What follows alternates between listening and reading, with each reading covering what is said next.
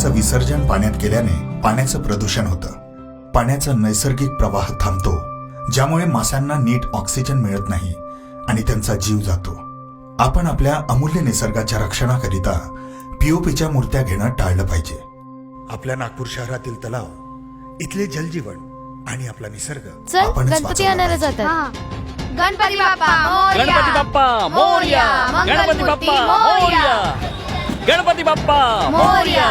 आधी आपण सगळ्या मूर्त्या बघायच्या बाबा. आणि त्याच्या पाहा किती छान मूर्ती आहे. अरे तो मुकुट बघ, टोपवाला तो बघ. पण बाबा, या पीओपीच्या तर नाही आहेत ना?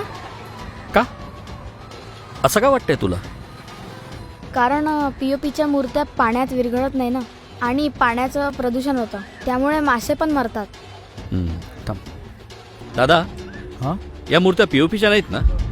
नाही हो साहेब, असल मातीच्या मूर्त्या आहेत हे तुम्ही लिहून देऊ शकता? पहा बरं, मी अधिकाऱ्याला बोलवेल.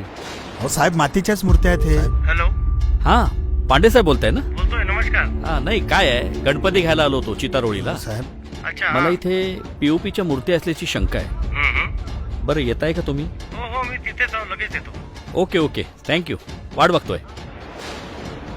काय रे, पीओपीच्या मूर्त्या विकतो तू? नाही हो साहेब, असल मातीच्या मूर्त्या आहेत हे. साहेब, मूर्ती राहू द्या ना साहेब, राहू द्या. अरे या सगळ्याच मूर्त्या पीओपीच्या आहेत आणि मातीच्या मूर्त्या म्हणून लोकांची फसवणूक करतो तू. यावं याला.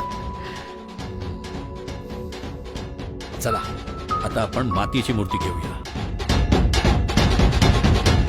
नागपूर शहरात कुणीही पीओपीच्या मूर्त्यांची खरेदी विक्री करू नये.